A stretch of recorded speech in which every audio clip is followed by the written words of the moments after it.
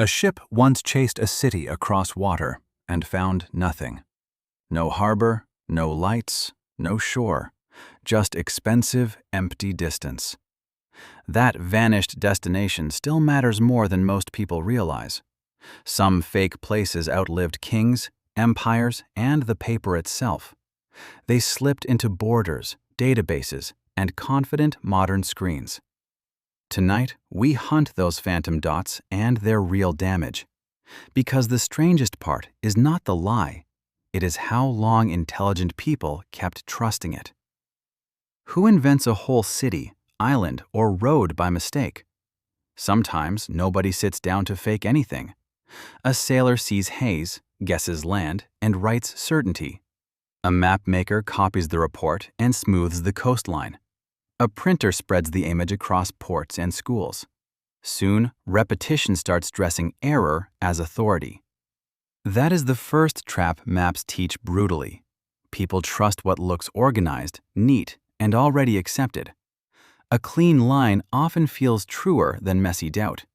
Reality does not care how confident the ink looks, and old oceans were perfect places for confidence to drift. Picture a gray horizon beside Japan, empty and shimmering. For centuries, some maps placed islands there that nobody reached. One famous phantom was called Argyre on certain charts. It looked official enough to survive repeated copying. Yet sailors searching that direction found only sea and weather. How does a place survive without land underneath it? Distance over water is easy to misread badly. Fog erases depth, storms hide shape, and memory edits fast. If one captain reports coast, another expects coast. Expectation starts steering the eye before the ship turns.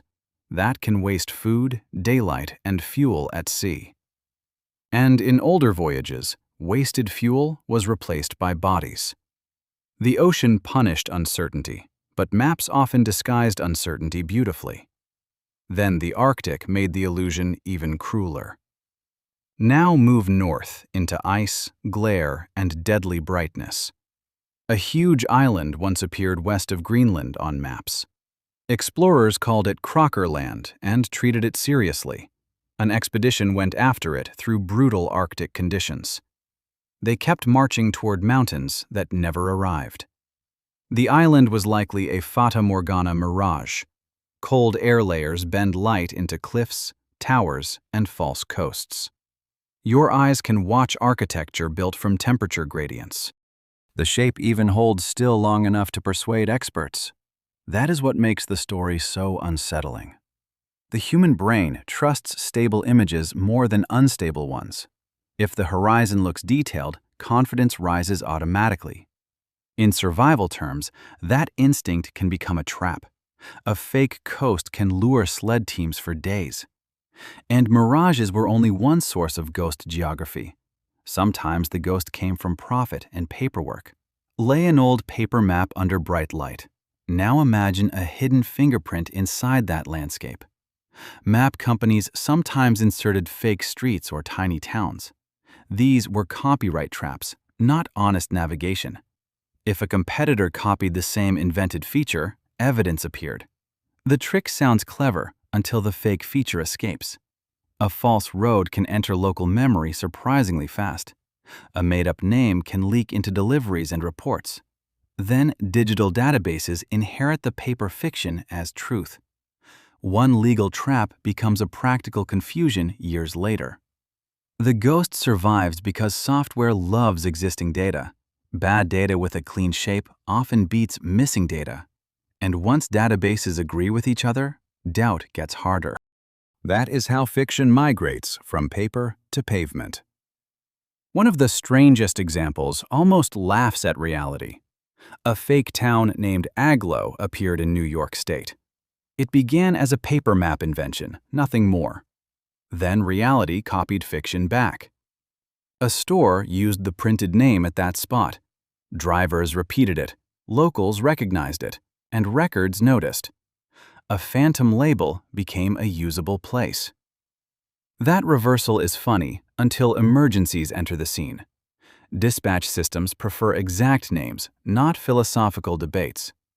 If a ghost name matches one database only, confusion starts. Minutes disappear while humans translate software certainty into real roads. And in rescue work, minutes can decide everything. The bizarre lesson is simple and sharp. Sometimes maps do not reflect reality.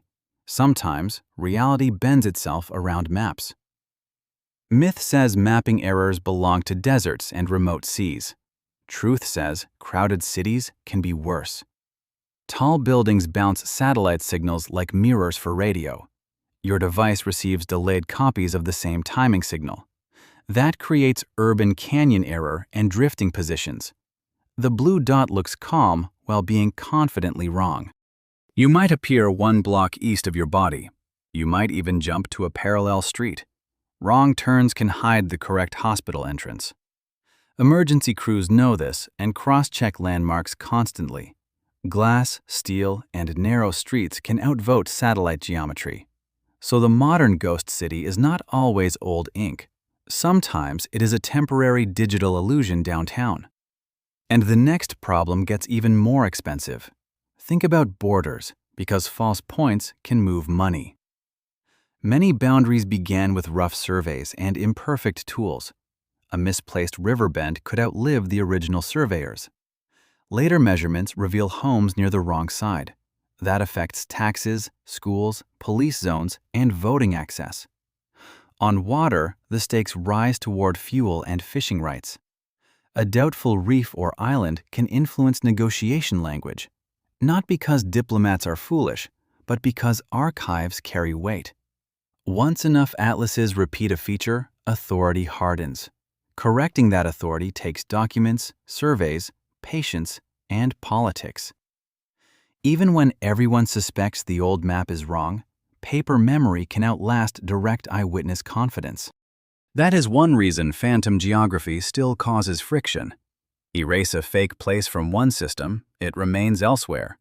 And digital systems multiply that stubbornness faster than paper ever could. Satellites feel unbeatable because space seems above human confusion. But GPS is basically timing plus geometry. It needs clean signals from several spacecraft at once. Weak sky view, interference, or jamming can bend the answer. Spoofing is worse because the false signal looks normal. A receiver can calmly report a believable wrong location. That matters at sea, in mountains, and during evacuations. Satellites is a basic minimum for a 3D fix. More satellites usually improve reliability, not invincibility. If one source disagrees sharply, professionals pause and compare. Compass, paper map, terrain, road signs, and travel time matter. That layered habit sounds boring and old-fashioned. Boring habits save astonishing numbers of lives. The map should be one witness, never the judge, and history keeps proving that with embarrassing clarity. Now for a famous giant mistake. California once appeared as an island on many maps. Yes, a giant island where a peninsula actually belongs. Mapmakers repeated that claim for decades. Partial expeditions, rumors, and copying habits kept it alive. Once a beautiful map spread, correction moved painfully slowly. Elegant wrongness traveled better than clumsy truth. That should sound uncomfortably modern. A polished display can hide deep uncertainty underneath. People often trust presentation before verification.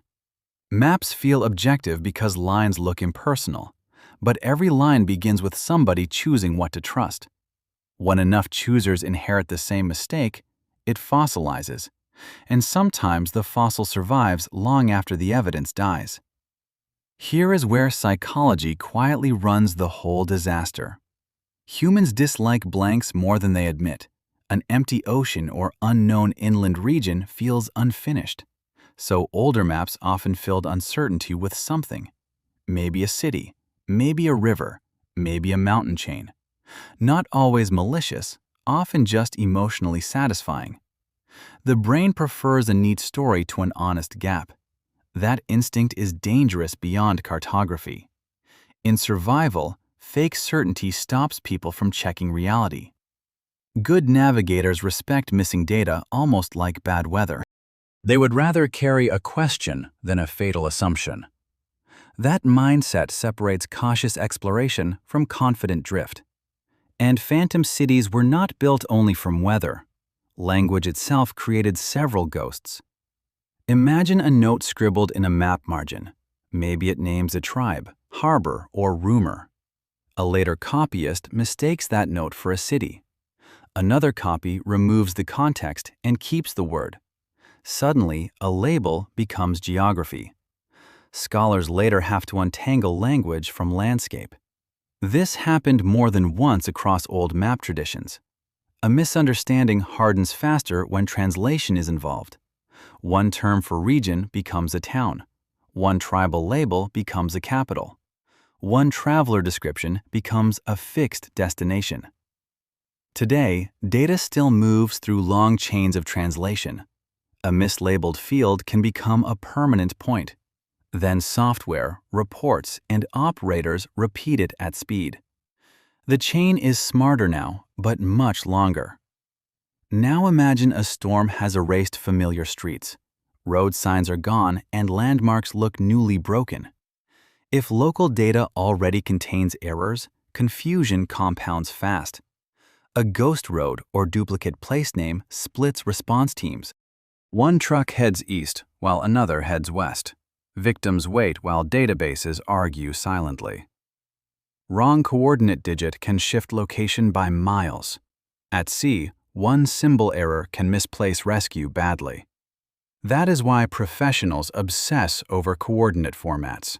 Degrees, minutes, decimals, and signs must agree exactly. Numbers seem cold, but survival hides inside formatting. History wrote that warning long before satellites existed, and the ocean kept adding examples. In the Pacific, charts long carried reefs later doubted or erased. Some came from wave patterns, bad sightings, or position mistakes. Yet ships still had to respect those reports. Ignore a real reef, and you lose a hull. Trust a fake reef, and you burn distance and fuel. Either way, uncertainty charges a price. That is the cruel math of navigation. The map never offers perfect truth, only managed risk. Captains learned to treat suspicious features with discipline, not panic, not blind trust, but tested caution. That same attitude belongs on modern roads too. When your screen says turn into a field, stop. Reality deserves a vote before obedience. And sometimes, even space itself helps create doubt. There is another twist hiding above your head. The Earth is not a perfect, smooth sphere. Signals travel through atmosphere that changes with conditions. Mountains block views, forests weaken reception, and storms add noise. Most of the time, systems correct for this well. Most of the time is not always enough. Satellites form the original core GPS constellation. Modern receivers may hear more than one satellite network.